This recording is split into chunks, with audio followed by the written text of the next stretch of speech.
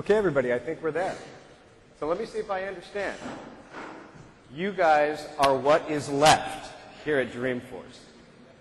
I cannot thank each and every one of you guys first. On behalf of Salesforce.com, it seems like an eternity since we saw that opening video in Mark's keynote where everybody was jumping on the discs and flying from around the country. And I understand a lot of you guys came international and you came in on planes, and right after this session, you guys are all going to jump on those little Salesforce discs, and you're going to go fly out to all kinds of crazy places.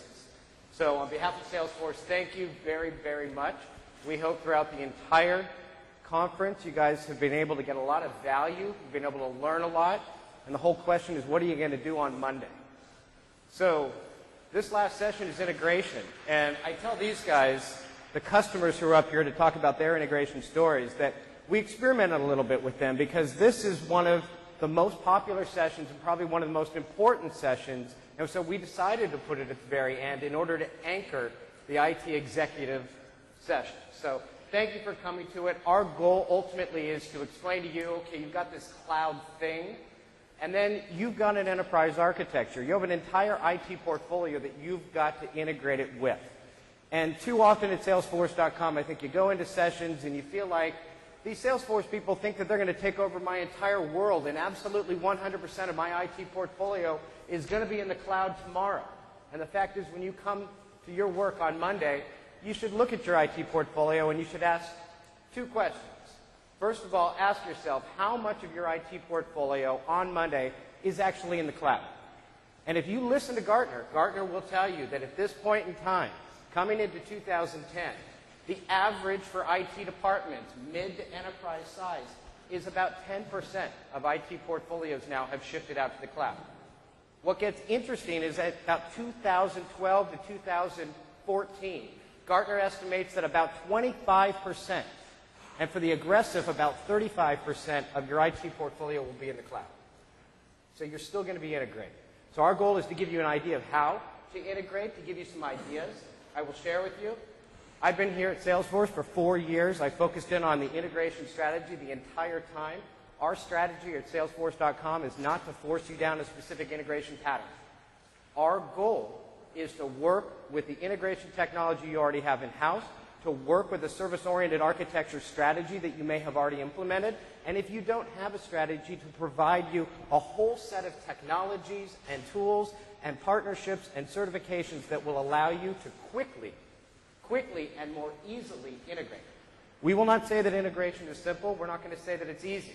But I can tell you that the average integration project that I see when I integrate a process, whether that's the customer master or the product master, people are getting integrations done in 4 to 8 weeks. And when I hear that an integration project took longer than 8 weeks, and of course it's incremental, when I hear a process itself takes longer than 8 weeks, I start to wonder what's going on. And that's a vast change from what we saw in the days of SAP, what we saw in the days of SOA when it first came out, when people were taking a year, 2 years, and $5 million to integrate. So with that, my name is Andrew Lee. I'm Director of the Platform Product Marketing at Force.com. I've got 3 customers. Our goal is to go through about 10 minutes of overall strategy from Salesforce, and then let you guys hear from a whole set of customers who have done some pretty complex integration. And one of our messages will be start simple and go complex, but I think each one of the people on the panel today are examples of where you can go in integration. I believe we'll even give you a live integration demo at the very end. So I think everybody's pretty comfortable with the architecture. Fundamentally, what we're talking here is the API. Over half of the web service, half of the traffic across all of Force.com, all of Salesforce.com goes through the API as web service SOAP protocol calls. The bottom line with Salesforce.com, this is probably the one secret that nobody really realizes. At this point in time, over half of that traffic is integration. What that means is about 2 out of 3 Salesforce customers are integrating to something legacy, ranging all the way from Outlook all the way to the most complex SAP and Oracle ERP implementations. Here's the core message and the core piece that I hope you bring away. Although it's what I would call a NASCAR slide, if you look at it, at this point in time, we've done our best to track just about every single endpoint out there. We've integrated to just about every packaged business system from Siebel to SAP to Bond to JD Edwards. Now what I'm starting to see is a lot of integration out to the cloud. So I'll simply hold that up because it's not the purpose of today's presentation, but I will say integrating out to the cloud offers a tremendous amount of potential. And we're seeing a lot of work around integrating to the cloud.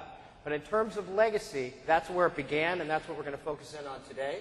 And when it comes to how to integrate, what you're not going to hear from Salesforce.com is that we have a NetWeaver strategy or a Fusion strategy or a BizStock strategy that we're going to try to jam you down into. What we're going to say is that if you're on Fusion, if you're on NetWeaver, if you're on Informatica, if you're on Sesame Software or Cast Iron, we'll work with what you have. Because we were built from the very beginning as a web service, and so it's very easy for us to basically interchange data and logic with any web service-enabled application or endpoint. Now here's the trick. When you think about integration, don't start right with the bits and bytes. Don't say, well, what does your WSDL look, and let's go check out the XML schema. Right? We have a really well-architected API, but what you have to ask yourself as step one when you want to integrate with Salesforce.com is the same question that you should be asking yourself when you integrate to any application. What is the business process that I need to automate across multiple systems? And figure out that business process first. Next, with Salesforce.com, think of Salesforce.com. I know it looks like a service, and it's this big funny cloud. But think of it as the classic three-layer stack. And what layer of technology are you going to integrate with? Classic data replication, that's about 2/3 of the integration with Salesforce.com. Logic layer or synchronous integration, that represents probably about 1/4 of the integration out there. And the one that I definitely hope you walk away with is this idea of presentation layer integration, or mashup, is a really cheap, easy way to do integration with really good effects for your users. It's a lot quicker than standard integration. The only drawback is if you do presentation layer integration, remember, you haven't dropped the data into our databases, so it's a little harder to report on it. But I want you to think about all 3 layers when you think about it. The best customers, and I think in all of these cases, you don't pick 1 layer of the application. Generally, these guys are picking 2 and 3 layers, so they're integrating across all 3, data, logic, and presentation. So the processes. Here are the classic processes that we see in integration to the ERP. The ERP integration is probably the most common integration that we see out there. In this case, I'm showing the Oracle EBS suite. The first step that everybody takes is customer master. Everybody needs to synchronize their contacts and their accounts. And I think that's what you see pretty much with the 3 that will speak today, is the first thing they did was customer master. It's interesting that they all approached it differently. When you integrate customer master, and later you'll start to see product integration, pricing master, invoice master, when you do it, you can do it very simply by simply replicating the data back and forth between the systems, or you can do it in some much more complex ways. We're also starting to see at the enterprise level, a lot of people are actually integrating us to third-party or custom customer hubs, and I think you'll see an example of that out here today. So think about that customer integration strategy first. Next, think about in terms of the process, is it invoices, products, prices, and that will determine your timing. Does it need to be real time or does it need to be batch? We support both, but it's a design decision that you're going to want to make up front. We talk about the different layers. Data replication is the classic. One thing that's important about data replication, I think 5 years ago, I would not have sat up here and said that data replication is the way to go because everybody was on the SOA train. Everybody believed it needed to be real time. And I'm still a believer in real time. But I'll tell you, it's a lot easier, simpler, and cheaper to do classic replication, and less errors occur because you have less moving parts between the app. And about 2/3 of customers simply do it because it's easier and cheaper. One thing about replication, don't think that batch has to be run every 24 hours or every 7 days. I see customers who are running synchronous or asynchronous processes, but they're running them every 5 minutes or every 20 minutes. So do think about that first, and then move to the synchronous processes, and think about technologies like Salesforce SOA, which is simply our ability to go out and consume an external WSDL, consume that web service, and then directly in synchronous fashion bring back a response and basically have a 2-way conversation. And finally, at the user interface, I think we covered a little bit on the mashups. So when integrating with Salesforce.com, this is something that we did all the way back, and it goes back about now 4 years. We wanted to think of a very simple way to explain to our customers how you integrate with this cloud. Bottom line, it all anchors on the Force.com Web Services API. Everything that goes in and out of Salesforce is going through a SOAP protocol API. If you're familiar with Restonian APIs, that's essentially how we work. Essentially, we will give you full access to all standard objects within the system, but also all custom objects. So how many people have created a custom object? You guys know, automatically it attaches to the API. You'll see it with a little C when you generate the WSDL. So automatically all of your custom objects are integrated. Give you a feel, by the way, 400 standard objects. There's 400,000 custom objects now. Every one of them can be accessed through integration. And then when I say Restonian, that means there's a finite number of verbs or methods that you can access and manipulate that data with. And it's the same for all standard objects and all custom objects. So it's a very easy and predictable model to integrate with, and it's fully upgradable. It's absolutely critical when it comes to integration to Salesforce. We don't break the integrations with the releases. So if we look at this, the first one we have the native connectors. So if you have Oracle, it's Oracle 11i, or you have SAP R3, we do provide native connectors for you to Customer Master. I'll share with you that we're actually moving away from the native connector solution, simply because we think that there's a lot of great middleware out there that provides a lot more of that, and we don't want to be in the business of trying to keep track of the versions of SAP and Oracle.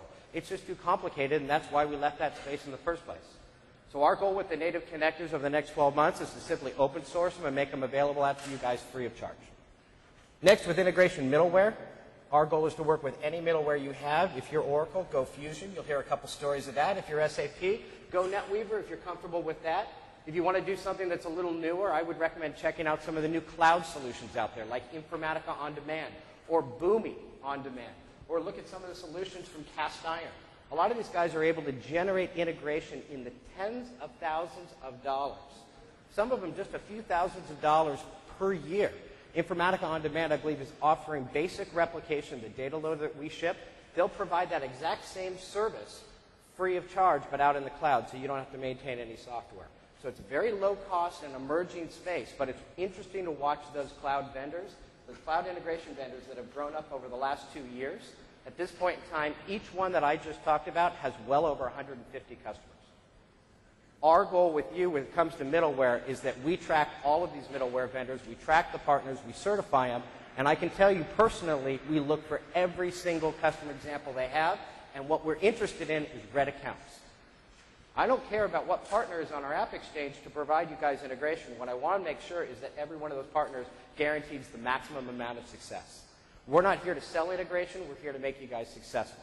So whatever middleware you have, our goal is to work with it. Finally, with developer toolkits, if you want to build it in .NET or PHP or Java, great. We're a web service.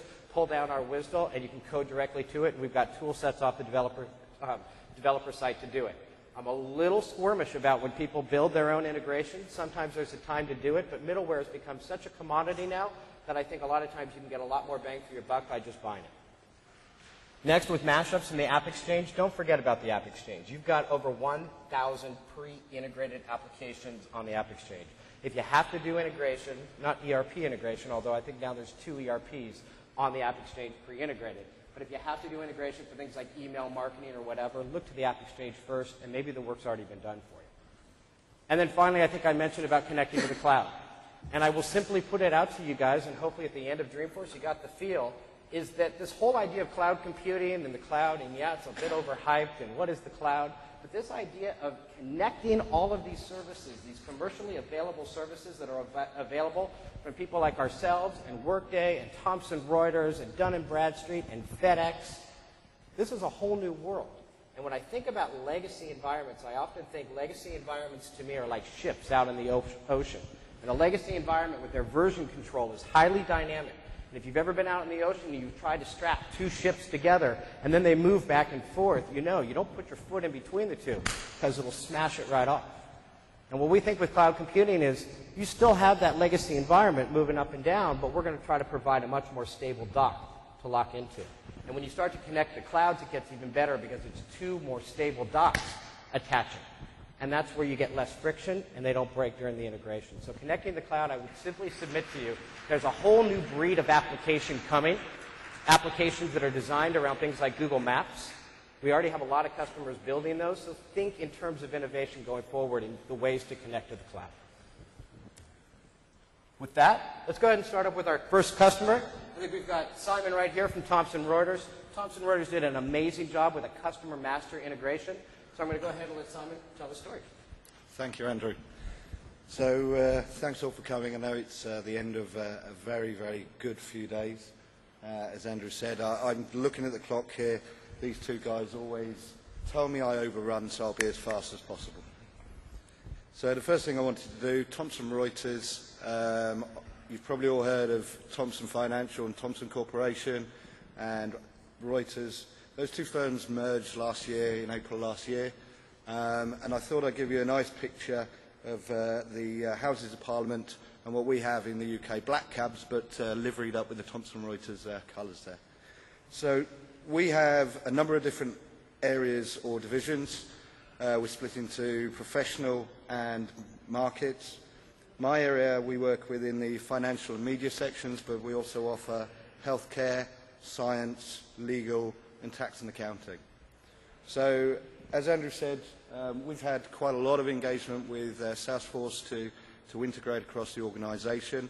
We've been looking at Customer Master, Product Master, using EAI integration, using Oracle Fusion middleware, and we've had quite a journey. So the two pieces that I'd like to focus on, which I've been involved in, the integration of some of our Customer Master data and some applications to enable business processes to work out in the cloud.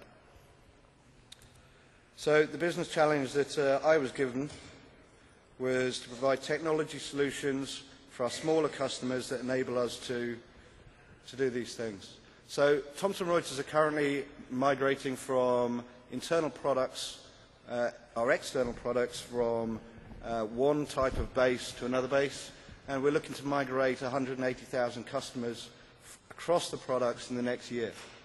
So we've been looking at ways to streamline our migration processes. Obviously, we try to offer our customers the best quality of service and to actually work with them to provide a very hand-holding approach to migration. But I've been asked to pick up and look at some of the easier ways to migrate some of our smaller customers, but as effectively and providing them with the service that they need to migrate. So we've been looking at validating the customer information, Customer Master, Product Master, validate the customer install position, upload application files remotely for conversion. So the delivery vehicles we've used to do this must be simple, very, very quick, very, very easy to do.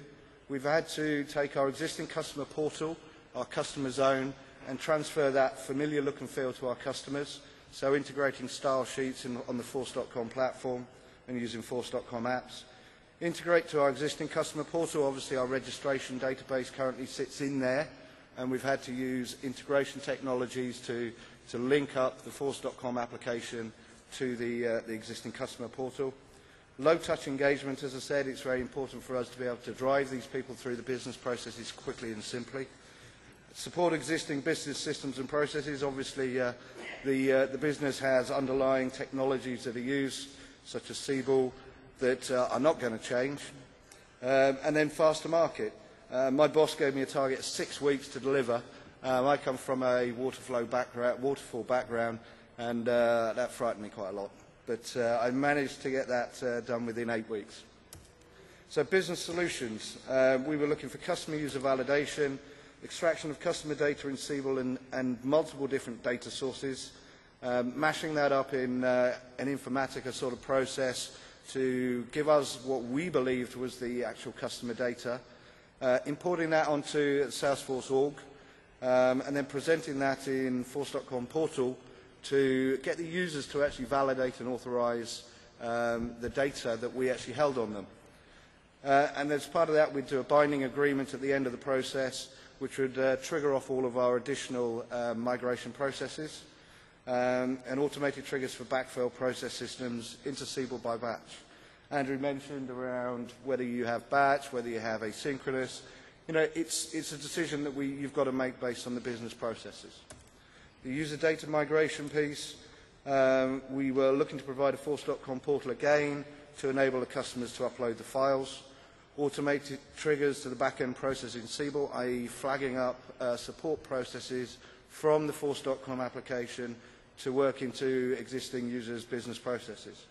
File download conversion and upload back into Salesforce offline, notification of the customers from Siebel, and enabling the customers to download their converted files.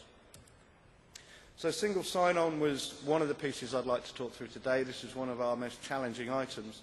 As I said, we worked through a development process using an iterative approach, using Aperio as our integrators, and it was very, very good to actually work with the Aperio team because, as I said, I'm quite waterfall myself, and they guided us through the approach to actually drive through the business through this iterative approach.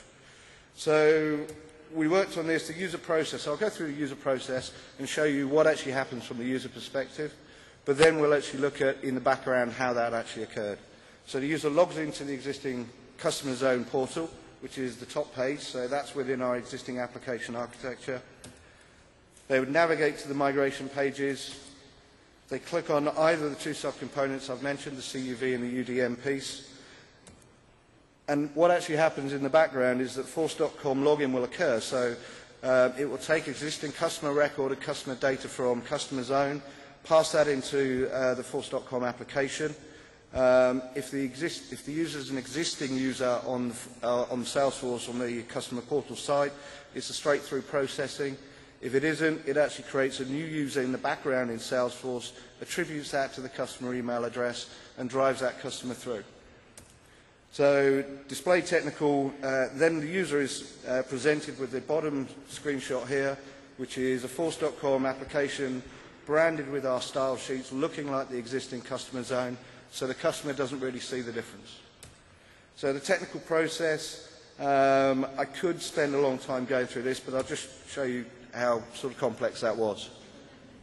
So if you want to talk through that, then I'm available afterwards. I'm trying to find my solution architect who will be able to help me out as well.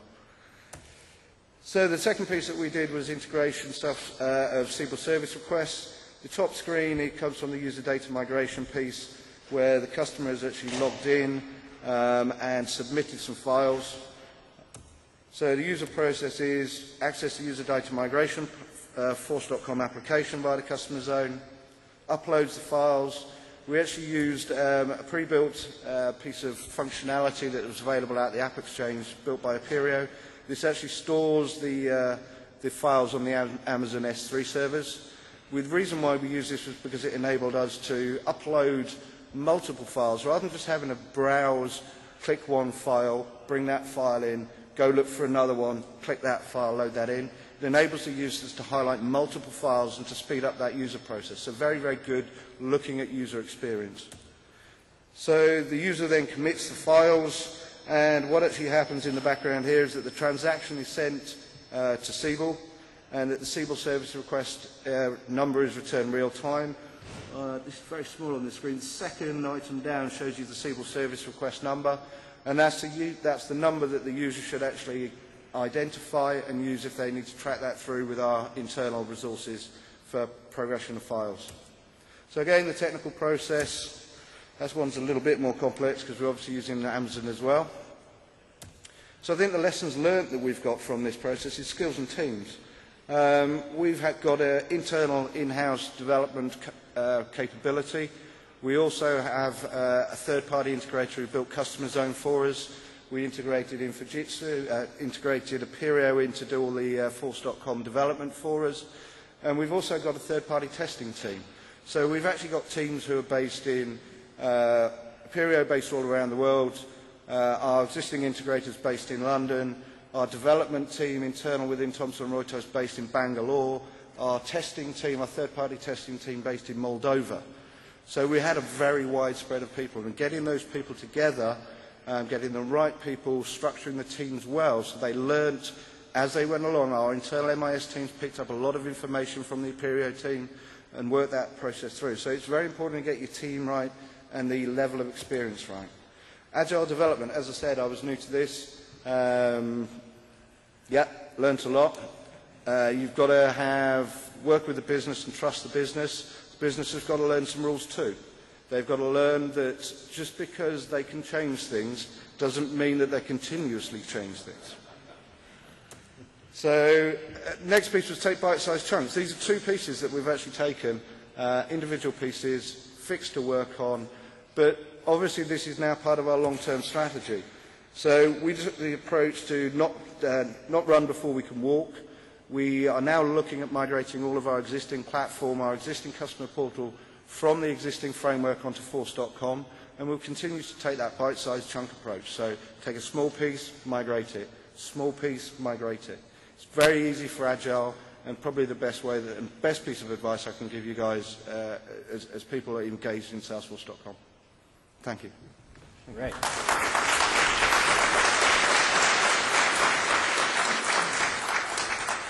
I think Simon is a great example of kind of those lessons learned are exactly what we see in just about all the integration projects out there. And if you look at that, let me ask, how many people would consider yourself enterprise-sized companies? Maybe about a third. How many would say small and mid-sized companies? And I'll tell you, when I deal with a lot of different companies on how they integrate, it's not necessarily that the enterprises integrate in a more complex way, because I've seen some very sophisticated strategies for small and mid-sized. I just think that the small and mid-sized don't really have the resources or the time to mess around. So a lot of times they'll do a service-oriented architecture strategy, but they'll try to get that thing done in these 6 to 8 week increments, where the enterprises are often more comfortable taking 12 or 15 months, and sometimes, in the case of Thomson Reuters, you have that massive global team. You've got this big Oracle e-business suite. And another thing that was interesting about that story is that the legacy CRM is out there. Notice integration out to Siebel. That does occur sometimes. Gosh forbid, Salesforce.com. But a lot of times you guys have legacy applications, custom applications with customer data, and you've got to be able to synchronize it. Often we find that it migrates over time all into Salesforce.com. But that idea of a legacy CRM system, that occurs, probably in about 10% of the major implementations out there. The next thing, notice also SSO. Single sign-on can be a major benefit, and I hear more at the enterprise level, but definitely look at some of the partners out there like Ping, like Active Directory. Active Directory is probably the most common SSO identity tool that I see out there integrating multiple environments. So for the next person that we have, we've got Mike. And Mike Benet is coming over from Advent. Advent, again, pretty enterprise class. I think what we like with Advent is Oracle People Process Manager. So a much more process-oriented, configured, end-to-end solution. Again, enterprise class, but I think you guys started small, and then I would say are definitely running, if not sprinting, the class of integration. Thanks. Thanks, Andrew. If anybody's wondering, they've got 27 minutes until they're done with their sessions for the day. But nobody can leave until the end of this session, okay? I'll start with a little bit of background on Advent Software. We're about a 25-year-old software company based out of San Francisco. We sell financial software to help asset managers, hedge fund managers, financial companies manage their portfolios, facilitate trade order management, things like that. So we're about 1,000 employees. We're a middle market company, but we, as clients, we have some of the largest financial companies in the world that we're supporting. So we are an enterprise licensed customer for Salesforce, and we're using a ton of integration options that Salesforce has made available to us, and really kind of focus primarily on our customer data hub implementation today, though.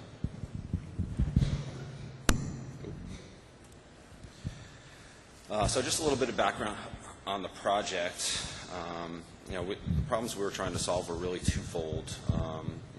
The first, and primary, this is probably what most people are trying to do when they do any type of customer integration, which is to reduce duplicate data entry in their CRM and ERP systems, and the associated problems that it causes. So, the processes we were really looking at are everything from opportunity to quote to order to fulfillment to invoicing, and all the way back around to supporting that customer, and even presenting customer specific content on our customer only portal. And secondly, what this really, and this is another kind of key piece for us, what it allowed us to do was transition people from our legacy CRM, which was Onyx, into Salesforce.com really in a phased manner. So we didn't want to take it on all at once. We wanted to do support first, sales second. You can see the phases that we did up on the screen, but we would not have been able to do this without being able to share that common customer data between both of our CRM systems at the same time, so we could have supporting our customers using the same customer data as sales, and then we brought renewals up, maintenance renewals up later. Really important that they were sharing that same data while we were bringing all of these other groups onto the Salesforce.com platform. So the total time for our project was about 12 weeks, a little bit longer than what Andrew would have preferred. But I think probably the first 4 weeks was really spent in design, really kind of working on our customer data model. So standardizing the model, making sure, bumping it up against a plethora of different scenarios, making sure that was going to work with all of the different processes we were supporting. But really, all told, we were using about 3 FTEs. That one architect SME was probably served by multiple people at any given point in time, and 2 developers. We had one Beeple developer and one database developer.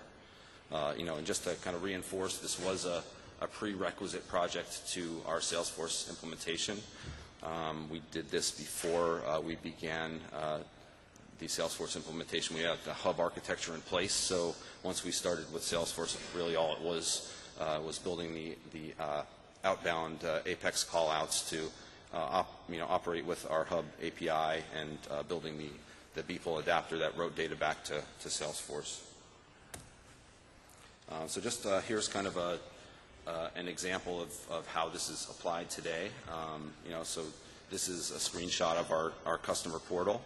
We allow customers to update their contact information via the portal, or update their billing address, or update their shipping address. This is all legacy .NET technology. So when an update comes through, basically it goes into Beeple. It's a common. One thing to note here is it is a common API. So this screenshot is our portal. You could have the Salesforce.com account page here, or contact page, or a screenshot of Oracle eBusiness Suite. All these systems are interacting with the same API. Once that call comes in, the update gets made in the hub, and then Beeple kind of takes that and routes it where it needs to go. So we've got some metadata that controls,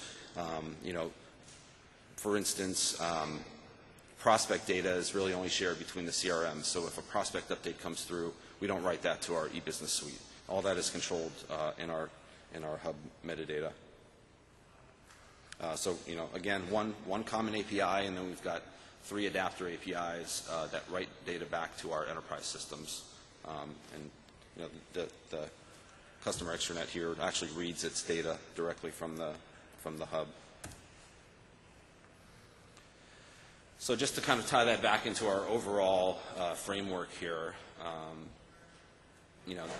this is really what we use to integrate in our environments. So we're using Beeple SOA for our real-time integration needs. We are actually in the process of moving a lot of our data loader processes that pull data for our warehouse, or data that's specifically needed for the extranet, into the cloud, onto the Informatica On-Demand platform. And we're doing some ODBC, JDBC stuff for our in-house systems. But so over on the left-hand side, you're just kind of looking at our major enterprise systems, and how they interact with our operational data store.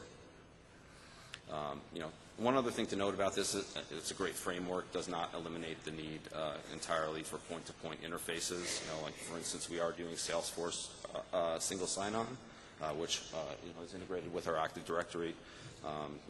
Just a .NET integration basically. We're also writing some stuff back to Salesforce, like booked amounts for opportunities from Oracle, where we're just doing direct HTTP callouts from the Oracle database to the Salesforce API. Okay, so these are my top 5 integration considerations, plus one bonus one that I threw in at the last minute here. But so these are just some things to think about when you're doing any integration. One is is it going to be real time or is it going to be batch? You really want to justify that real time integration. Like Andrew was talking about, they are a lot more expensive. They're a lot more work to maintain generally. Another thing to think about again is hub versus point to point. Hub isn't always justified, designed to use. Sometimes you have a specific data need that you don't want to use all of that extra infrastructure to just support a simple operation. Choosing your system of record, obviously also important. We actually ended up kind of with a hybrid model. We have data elements that come from different places, so we can't really commit to having a customer master in one place. So the best we can do is saying, this data point is entered in this system, this data point is entered in this system, and we're basically not allowing people to update other things from other systems. Stopping errors at the source, another good thing to think about here. We didn't really want to be dealing with errors once they got into the hub for things like address validation or postal address validation or email address validation. We're actually, another integration we have with Salesforce, we're actually using a vendor called Service Objects that have, this SOAP-based SOA integrations for validating addresses real time. We do that in our extranet. We do that in Salesforce.com. SOA couldn't do this, easily without SOA. And then adequate testing cycles. Always, plan enough time for testing. As a general rule, I think we probably spend twice as much time in testing as we do in the actual development cycle. So something to think about. Make sure that you have adequate testing scripts and you're spending really enough time trying to find those problems before you're worrying about it in a stabilization mode. And then this last, here's your bonus consideration. Don't forget DR. Just often it's something that just gets brushed over, but though it's very, very important. And even in a cloud type environment, make sure that you understand what your vendor's DR strategy is, where their data centers are, what your SLA is when the system goes down. Because it's nice to think that, hey, it's not my problem anymore. Salesforce is taking care of this for me, which they've done a very good job. They have an amazing DR infrastructure. Not everybody is like that, so make sure that this isn't something you're brushing over when you do your planning. Fantastic.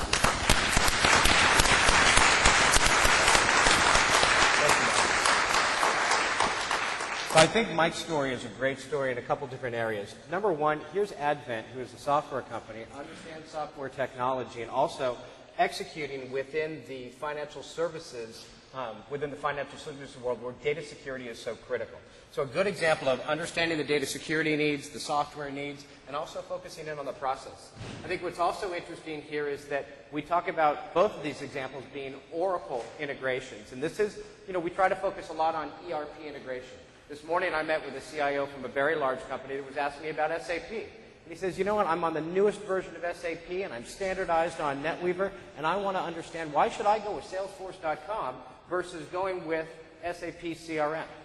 Now I'm of course a bit biased, but I will share with you that I actually spent 3 years working at SAP.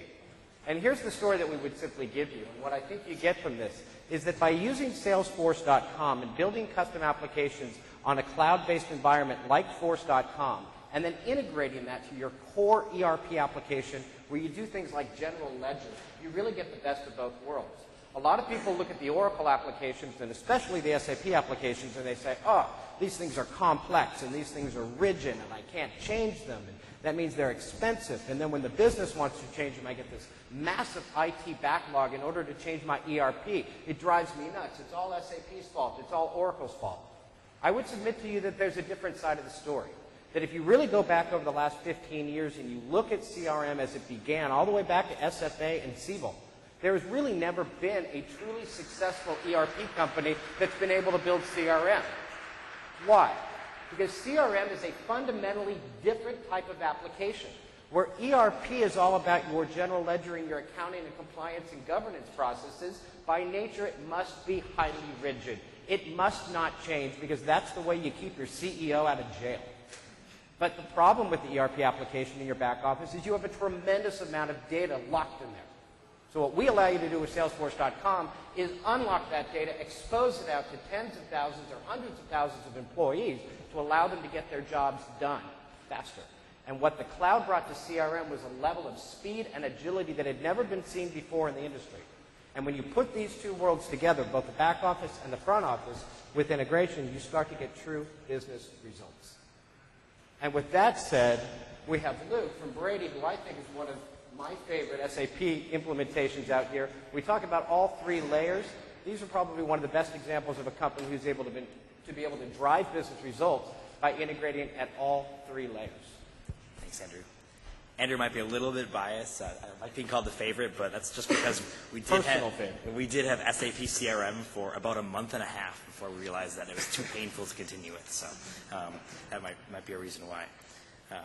Like Andrew mentioned, my name's Luke Leonard. I work for a company called Brady Corporation, and here's a little bit about it. Brady's an international manufacturing company that makes solutions that identify and protect people, products, and premises.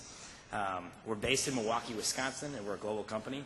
We're really well known for Milwaukee. I'm sure you probably haven't heard of companies right down the street like Harley-Davidson or Miller Brewing. Like, we're far beyond those guys, but we have 7,000 employees worldwide. And more importantly for this discussion, Brady is an SAP shop using Salesforce.com. So we have 13 minutes left, and I have 72 slides. So we're going to go kind of fast. No. I have 2 slides. I think that's the smallest amount you're going to see all week, so that's kind of nice. I do have some notes here that I wanted to mention, though. Brady integrated our CRM tool in phase 1 of our project. So we implemented Salesforce at the same time of adding 7 integrations onto SAP. And we did that because we wanted to make sure that the Salesforce instance leveraged that ERP data, that really good quality data that we use in our ERP system to make good business decisions in our sales process. So my first question would be, how many of you already have Salesforce? I think a whole bunch, right? How many of you already have integrations? Okay, so that means the rest of you will have it done on Monday. That's good, because they've given great examples, so just go ahead and do what they did. I won't tell you any more things. But Brady, again, had 7 integrations for the first phase, and we've done 3 additional ones, and these are the basic ones that Andrew mentioned most companies do, all related around ERP data, which is very important.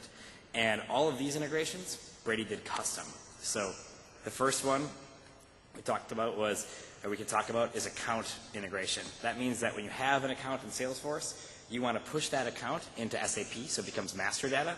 And when there's a change in your SAP system, you want to push that back to Salesforce so you have the correct address information in your CRM package, all that type of information.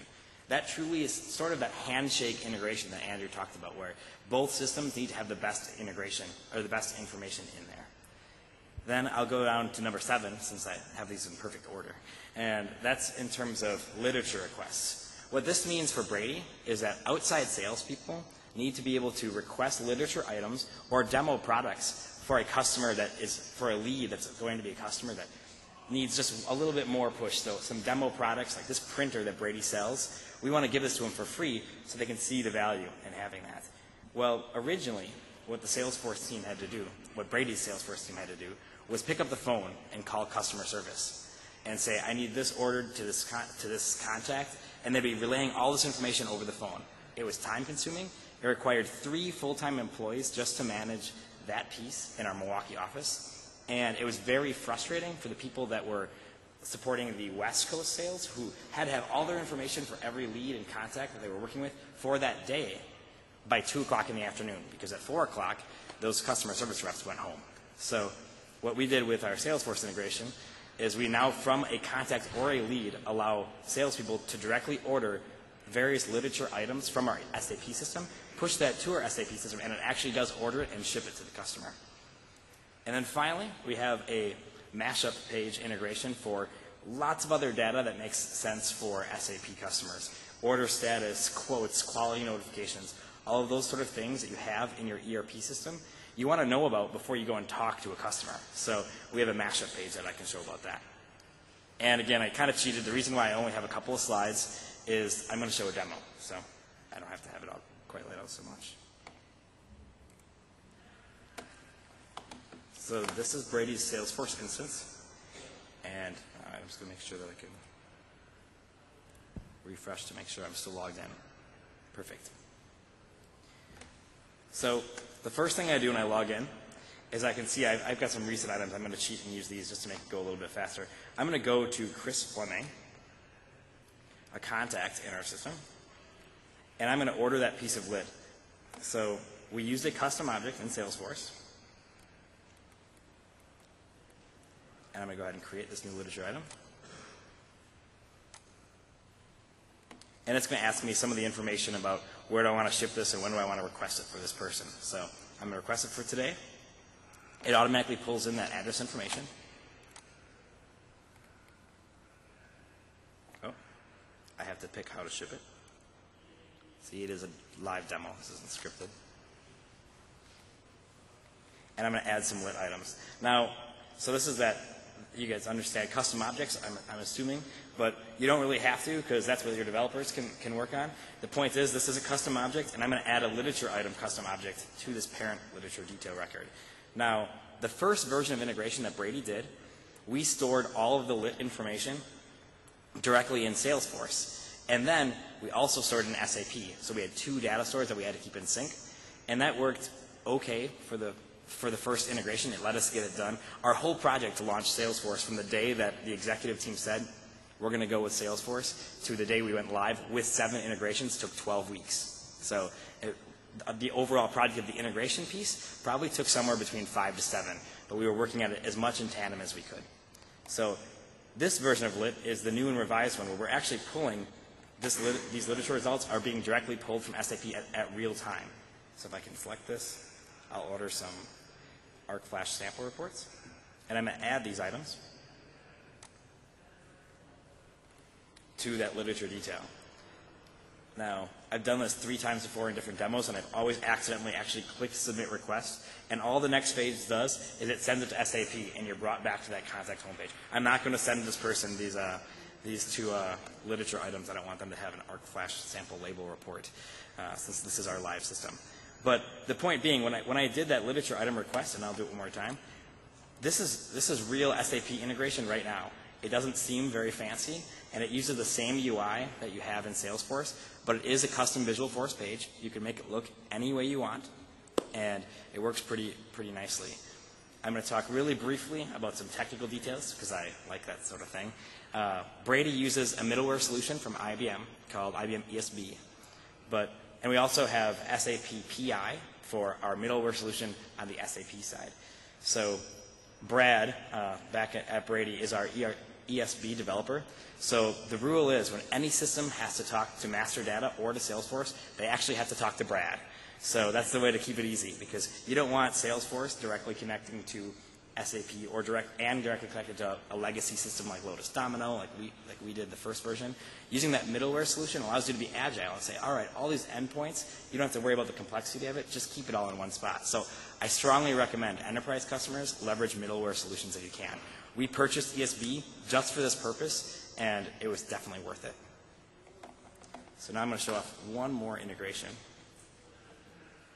Actually 2 more, because I've got 55 seconds left, so I'm going to go a little quick. I'm going to go actually to the account gray bar, and I'm going to talk about that mashup page that we talked about earlier. You can see that master data now is synchronized. Because of that account integration, we know that Gray Bar Electric is an SAP customer, and when that synchronization happens, an SAP customer ID is stored on the Salesforce record. So when I click on this Brady SAP snapshot link, it's going to pull in content from that customer real time. This is a mashup page. This is actually not developed. This is developed in a legacy system, and that legacy system is just generating that HTML. So we're just taking that and putting it in real time in an iframe in Salesforce, giving it a context that a salesperson needs to say, okay, I'm going to this customer. What are some recent orders that this distributor put through our system? They don't go in, and we can actually look at quality notifications. Hopefully there's none here. Hopefully everything is perfect. Ooh, there's a couple. Oh, these are old, 2006. So we know this customer is in good shape. They haven't had any quality notifications since 2006. Again, you can see the power of this data. Instead of making a phone call, it's all right at my fingertips. And then one last piece of integration fun. This one doesn't have it. We used, as Andrew mentioned, if you haven't checked out the AppExchange integration partners, you definitely should, because some of those things that you're looking for, it is like the iTunes shopping cart for your CRM process and all the Salesforce applications. We just looked, and we were looking for a tool that allowed us to integrate our email system and our lead generation system with Salesforce. There was one, and it was like $50. I mean, for an enterprise customer, that's cost me more to print, 50 pages. So it was very nice. Engage B2B is what we already leveraged at Brady, and there was an AppExchange plugin for it. So very simple integration. And Fantastic. Yeah, get some questions.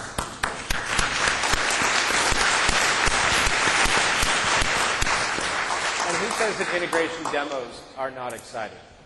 So 3 quick things. Number 1, these guys don't know, but we padded that clock by 5 minutes to make sure that you guys would all have time for Q&A. So we have time for questions and answers, and we definitely want to hear from you guys. Plus, I think each one of the customers and myself are willing to be up here and talk to you guys one-on-one after the session about your own individual situations. Number 2, because you guys came to the last session and because you came to Dreamforce, not only want to say thank you to each and every one of you guys for sticking all the way to the end and being the hardcores and going to the integration session. If I personally could send an email to every one of your bosses to let them know what you did on a Friday afternoon, I would.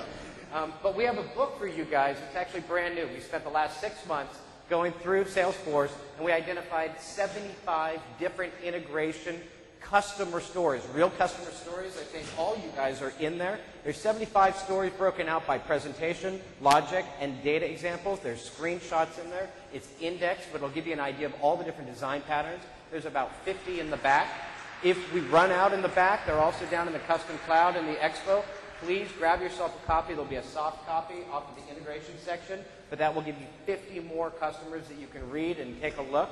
But with that, let's open up for Q&A. Any questions for our panel? Oh, I know we've got one right over there on the right.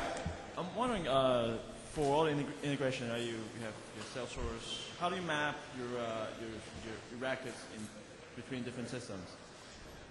How do you map your records between different systems? Do you use your Salesforce ID,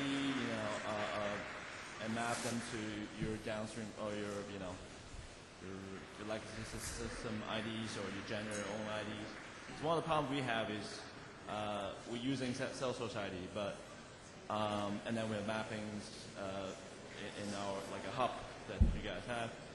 But the problem is, you know what I'm going to do? Come on up. Let's do Q&A up here. We'll be all up there, and we'll try to answer a question like that one-on-one, and that way we can go a little bit deeper in detail. Anybody wants to hear? Come on up, and you can hear all the questions that get asked. Again, on behalf of Salesforce.com, thank you so much for coming to the conference and today's integration session.